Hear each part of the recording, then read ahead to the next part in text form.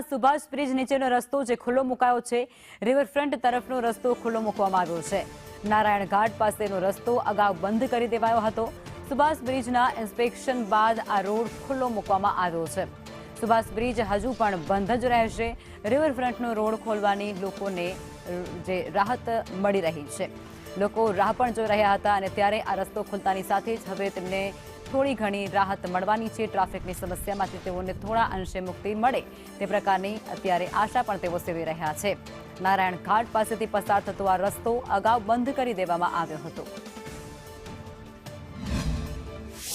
અમદાવાદમાં સુભાષ બ્રિજ જર્જરિત થયા પછી સુભાષ બ્રિજને બંધ કરવામાં આવ્યો હતો। એની સાથે રિવરફ્રન્ટનો જે નીચેનો વિસ્તાર છે કે જે સુભાષ બ્રિજની નીચેથી પસાર થાય છે, નારાયણ ઘાટ પાસેથી પસાર થતો આ રસ્તો પણ સંપૂર્ણ વાહન વ્યવહાર માટે બંધ કરવામાં આવ્યો હતો। જો કે ટેકનિકલ ઇન્સ્પેક્શન અને અન્ય ચકાસણી પૂર્ણ થતાં આ બ્રિજની નીચેનો ભાગ જે છે કે જે નારાયણ ઘાટથી આ રિવરફ્રન્ટ પસાર થાય છે, એ રિવરફ્રન્ટ વાહન વ્યવહાર માટે ખુલ્લો મૂકી દેવામાં આવ્યો છે। આ દ્રશ્યો એ જ સુભાષ બ્રિજની નીચેના જોઈ શકાય છે કે ગઈકાલથી જ આ રસ્તો તમામ વાહન વ્યવહાર માટે ખુલ્લો કરી દેવામાં આવ્યો છે।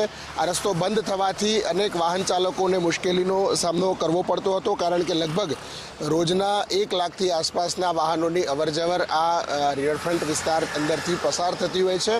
ટ્રાફિકનું ભારણ ઓછું રહેતું હોવાના કારણે લોકો આ રિવરફ્રન્ટનો રસ્તો વધુ પસંદ કરતા હતા।